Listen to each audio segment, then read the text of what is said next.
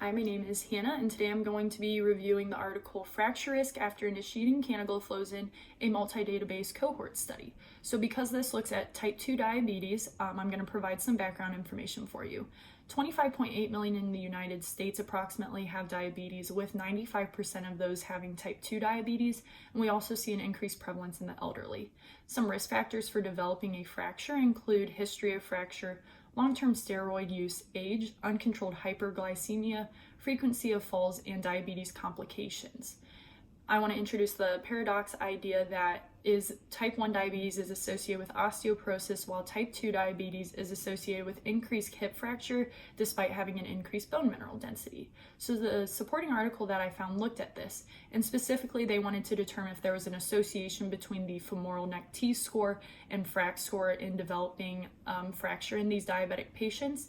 And in this observational study, they specifically found that this was the case and that their T-score was 0.59 points higher in women and 0.38 points higher in men.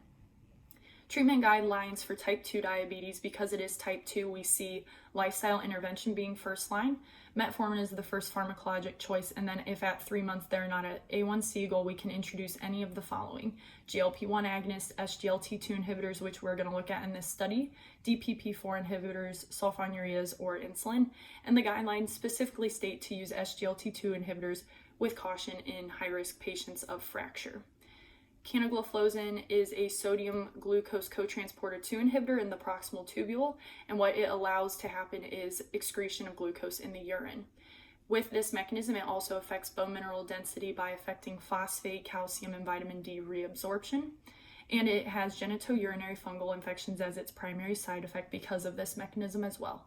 Liraglutide is a human glucagon-like peptide 1. It increases proper insulin and glucagon secretion, beta cell proliferation, and helps with gastric emptying.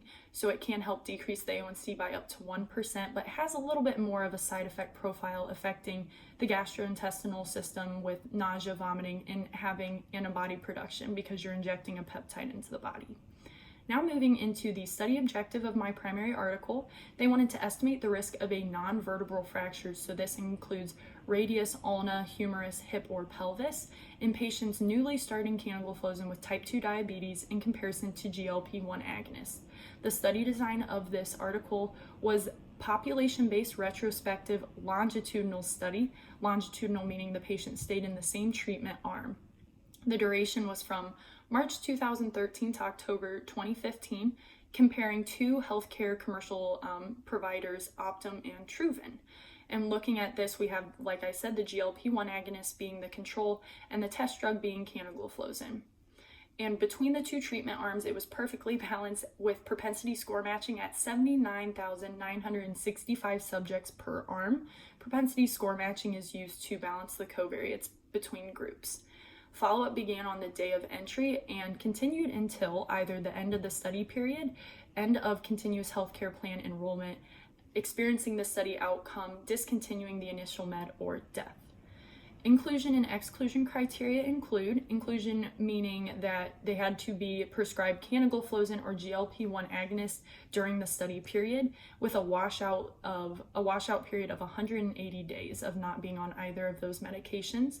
They had to be enrolled in the healthcare plan for 180 days prior, and they had to be 18 or above with type 2 diabetes. Now for the exclusion criteria, that means they could not have type 1 diabetes, and we did not see high-risk patients in this group either. So patients who had end-stage renal disease, cancer, HIV, or previous fracture of the hip, pelvis, humerus, radius, or ulna were excluded. Patients were not allowed to be on both of these medications of the GLP-1 agonist or canagliflozin. Now moving into the primary endpoint, it was a composite endpoint, so it looked at pelvic fracture, hip fracture requiring surgery, humerus fracture requiring intervention, which was defined as splinting, casting, or surgery, and then radius or ulna fracture requiring intervention. Then the secondary endpoints looked at all of these primary endpoints, but without any of that intervention: serious fall injury or severe hypoglycemia, and other peripheral sites of fracture included in the CANVAS study. So this included carpal, metacarpal, metatarsal, and ankle. And you might be wondering what Canvas is. So this was a previous very large study that looked at the same outcomes as my primary study and found an associated increased risk of fracture with canagliflozin. And we see a lot of similar objectives in my primary study here today. Now moving into statistical analysis, they did use propensity score matching, like I said, and they saw a standardized difference of less than 0.1 between groups, which they considered having negligible differences. They used a Cox proportional hazards model to estimate the primary and secondary outcomes without adjustments. So this was a survival of the outcome analysis. They used the Kaplan-Meier plots with 95% confidence intervals to help visualize the risk of outcome amongst groups. And then they used a multivariate logistic regression to control for channeling bias amongst providers choosing to put a patient on canagliflozin for certain reasons over a GLP-1 agonist. Baseline characteristics I felt were very well balanced. The average age was 55 years old, 53% were male, 57% used metformin, and 27% used insulin. The major risk factors were pretty minimal between groups, so not a whole lot of osteoporosis, dementia, or frailty, which was different from the Canvas study I just mentioned. Like I said, the groups were well balanced, and we see that the A1C was 8.7% in the GLP-1 group and 8.8% in our canagliflozin group. Now moving on to endpoints, if you move down to the part of the table where it says number of events, this is number of events of non-vertebral fracture, and you can see that numerically it is pretty well balanced between the Optum, Intruvin, and combined groups, and that is what the confidence intervals crossing 1 support. So they did not find a statistically significant increase of fracture risk using canagliflozin. And they also looked at risk of first episode of heart failure and saw a statistically significant reduction in risk of heart failure, just providing cardioprotective benefit of canagliflozin evidence. Additional analysis, we have a sensitivity ITT analysis, and when they restricted it to patients who are older than 60, they did this to see how age played a role in developing fracture and found no difference in their outcome.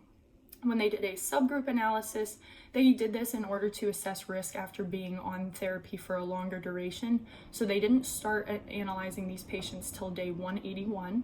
Like I mentioned before, they looked at risk of first heart failure episode because they knew in prior studies like Canvas there was a cardioprotective benefit. And also they used a post hoc analysis, which may seem like a negative, but it is excluding fractures related to trauma, which I felt was important to not sway the results. Now moving into our study strengths and limitations, a strength that I found was that they analyzed serious fall injury and severe hypoglycemia, which are very important to consider in diabetic patients. Like I said, they used propensity score matching to balance covariates and had standardized differences less than 0.1. They use a multivariate logistic regression to contain for confounders in channeling bias, why a prescriber may choose one over the other. And then they had a substantial follow-up period of 34 weeks. In prior studies like Canvas, 12 weeks was considered substantial to determine if fracture had occurred. Now for some study limitations. Anytime you use a database, there can be unmeasured confounding, measurement error, and overall there was a low rate of fracture. The trial date was the start date of approval for canagliflozin in the United States. I felt this could be a weakness because patients who are healthier may have been prescribed canagliflozin over the GLP-1 agonist. We did not have access to all A1C levels for patients. It was very minimal, 35% in Optum and 6% in Intruvin. They did a post hoc analysis, like I said. The GLP-1 agonist group had an increased risk of fracture. They had more frailty, kidney disease, and antidepressant prescriptions, which could have balanced out why we found no significant increase using canagliflozin. The patients were relatively young, low-risk fractures, so you cannot extrapolate this to older adults. Misclassification and missing data bias could have favored their null finding. And once again, we were missing some essential risk factors, so diabetes severity and risk factors like BMI, smoking, and A1C. Now for the author's conclusions. Overall, they found that canagliflozin was not associated with an increased risk of fracture in routine care. The results were basically only able to be extrapolated to low-risk patients who did not have other risk factors like history of previous fracture or increasing age.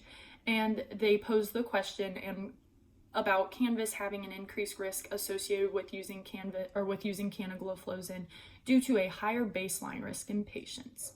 Now, for me as the reviewer, my conclusion is that patient-specific factors need to be considered when choosing Canagliflozin over a GLP-1 agonist, because we do know that there is some sort of increased fracture risk, but with an uncertain degree. I feel that future studies need to be done in a prospective, possibly RCT style, since 12 weeks is all that is needed to determine if a fracture could occur, and I would like to see an inclusion of race, physicality, and diabetes severity. Lastly, for an impact on practice, Canagliflozin can be considered as treatment in type 2 diabetic patients, specifically in younger patients who have lower risk of fracture, and it can also be considered in patients who need cardioprotective effects. But because we don't know of its specific induced risk of fracture, it should be used with clinical judgment alongside of it. Thank you very much.